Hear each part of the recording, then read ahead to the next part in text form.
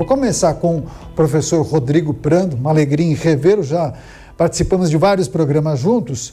Para começar, professor, o tarifaço, ontem Donald Trump assinou esse decreto que impõe essa tarifa de 50% sobre o Brasil, 40% somados àqueles 10% que já tinham sido anunciados. E é preciso considerar uma lista extensa de exceções, cerca de 700. Isso indica, naturalmente, que alguns setores puderam respirar aliviados, estavam muito apreensivos, mas isso também explica um pouco da dinâmica norte-americana de não interferir nos hábitos da sua população e também não prejudicar alguns setores específicos. Enfim, queria seus apontamentos e considerações a respeito do decreto de Donald Trump, o que achou, mas o que a gente pode projetar, esperar de reação do governo brasileiro. Quais são os caminhos possíveis? Bom, um prazer estar aqui contigo, Daniel, com o Rubens, com o Márcio também, remotamente, prazer estar com todos vocês. Bom, vamos lá. A gente conversava aqui nos bastidores que essa questão do tarifaço e outras, como a sanção imposta ao ministro Alexandre de Moraes, pode ser entendida como se fosse uma cebola em que você tem várias camadas. Então não vamos explorar todas as camadas inicialmente para a gente fazer, que eu acho que a intenção do programa é esse bate-bola, essa troca aqui, com todos.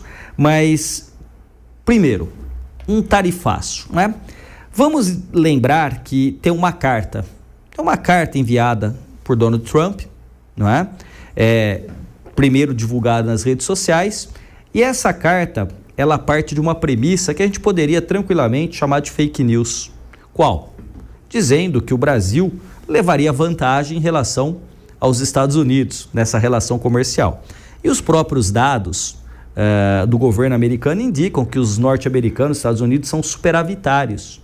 Então, assim, uma justificativa como essa, comercial, e se ficasse no campo comercial, cada presidente vai defender sua nação, o seu país, ok.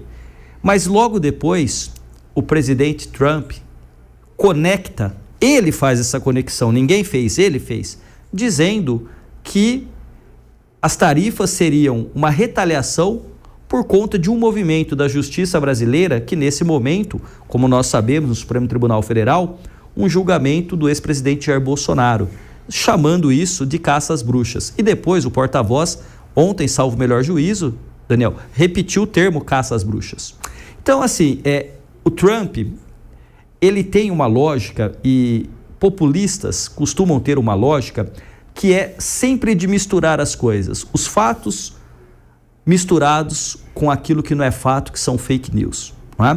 E, a partir daí, ele consegue, depois a gente pode explorar isso, eu não vou me estender, ele consegue, Trump, e de certa maneira uma parte do bolsonarismo, dar uma sobrevida, um ânimo ao presidente Lula. Sabe por quê? Eu estive aqui há algumas semanas, na ocasião com o professor Vila, e a gente estava comentando como o Congresso hoje está empoderado, o Rubens sabe disso, talvez nunca tivemos um Congresso tão forte, um presidente mais acuado, e o Lula tinha pelo menos, pesquisas indicando uma desaprovação crescente, Sim. Não é? Então a desaprovação subiu muito e a aprovação caindo.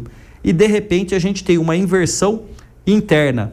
O PT pela primeira vez, junto com o governo, faz uma comunicação taxando ali Alcolumbre, o Hugo Mota e o Congresso como inimigos do povo, os super ricos, por conta da derrota que o governo teve no Congresso, na questão que o Haddad trouxe para a reforma fiscal, enfim.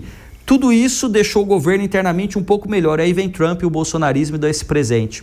E o governo assume para ele uma narrativa política de defesa da soberania. Então eu acho que esse é um dos primeiros pontos que a gente pode começar. Teriam, como eu disse, várias outras camadas para explorarmos, Inclusive aqui nos bastidores já conversamos de algumas delas, mas eu te passo aí para a gente continuar esse diálogo, se você quiser algum complemento, ou Rubens, Não, é interessante essa reflexão e essa introdução à discussão, professor, porque há uma tese, uma teoria que indica que, sim, é factível esse cenário desenhado pelo senhor, mas há quem aponte que Jair Bolsonaro teria Donald Trump teria se utilizado do episódio que envolve Jair Bolsonaro também para atacar as questões econômicas ou chegar ao seu objetivo. Mas antes disso, só para a gente fazer a apresentação de todos, cada um descer as suas cartas, né, trazer também seu apontamento inicial.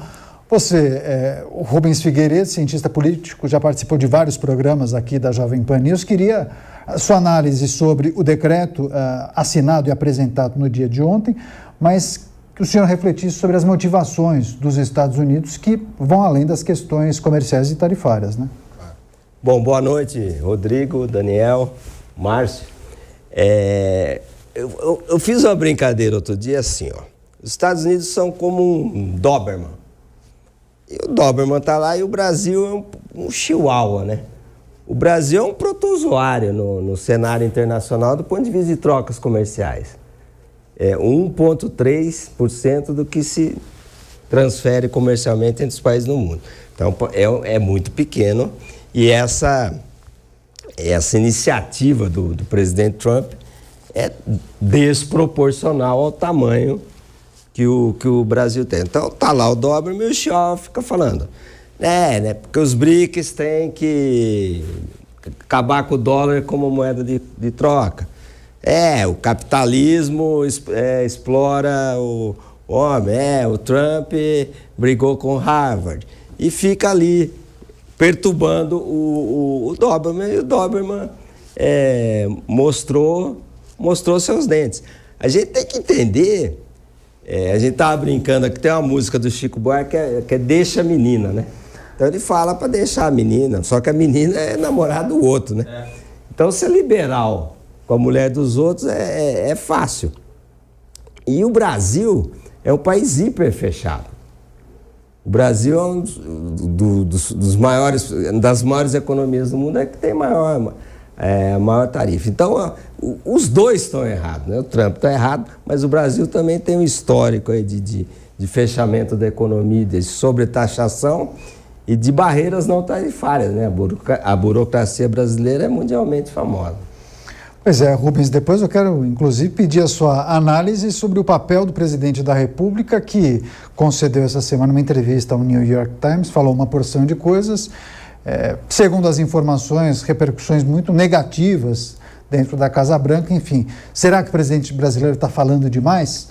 Deixa eu chamar só o Márcio Coimbra, cientista político, também vai compartilhar com a gente suas reflexões e análises a respeito do decreto de Donald Trump. Inclusive, o anúncio inicial apontava para a vigência a partir do dia 1º de agosto. Isso não acontecerá, na verdade, entrará em vigor na semana que vem. Márcio, bem-vindo mais uma vez. Queria primeiro sua reflexão e análise a respeito desse texto divulgado ontem, uma porção de exceções, mas queria também que a gente apontasse para frente. O que a gente pode esperar da reação brasileira? O governo ainda avaliando, né, quais são os caminhos mais adequados. Falava-se em algum momento em lei da reciprocidade. É preciso ter cautela. Boa noite, obrigado pelo convite para estar aqui. É uma satisfação falar com toda a audiência. Meu abraço para o Rodrigo, Daniel, Rubens. Realmente a gente está diante de uma situação muito difícil. O Brasil, ele precisa encontrar soluções para problemas reais, mas acontece que o Brasil não vem procurando saídas diante dessa crise. O presidente Lula, ele cavou esse pênalti, ele buscou essa crise. Ele vem há muito tempo acusando os Estados Unidos de uma forma intensa. Aqui no Instituto a gente levantou algumas falas dele. Ele chama Trump de sociopata, ele chama o Trump de câncer da política internacional, que a vitória dele era uma derrota para a humanidade, que ele alimenta o ódio, a divisão e o autoritarismo, que ele tem uma retórica fascista. Ou seja, ele buscou esse resultado que a gente está vendo. E nada melhor para alguém que está com uma impopularidade como a de Lula, recente, que a gente viu nas últimas pesquisas, como os colegas já colocaram aí nos comentários, nada melhor do que você achar um inimigo. Da mesma forma que o Hugo Chávez fez no passado quando ele elegeu os Estados Unidos também como seu inimigo, quando ele estava com a popularidade em baixa, o que fez a sua popularidade subir. Mas o presidente Lula, ele vai além disso, né? Tem as suas declarações, eu acredito que também fez parte da construção deste resultado das tarifas, como bem colocou, acredito que foi o Rubens, a questão dele em relação aos BRICS, ou seja, o questionamento em relação ao dólar, quer dizer, foi um movimento que sequer foi acompanhado pela Rússia. O chanceler russo Sergei Lavrov disse que a Rússia não acompanhava esse movimento, que esse era uma declaração e um movimento exclusivo do presidente Lula, que não era um movimento BRICS. E me parece que os Estados Unidos também podem estar usando o Brasil como um laboratório de reação sobre até onde eles podem ir. E o Brasil, me parece que não tem, Daniel, nada muito bem preparado diplomaticamente. O Brasil, ele não tem uma diplomacia que, seguindo a diplomacia presidencial deste governo, criou pontes em Washington ao longo do tempo.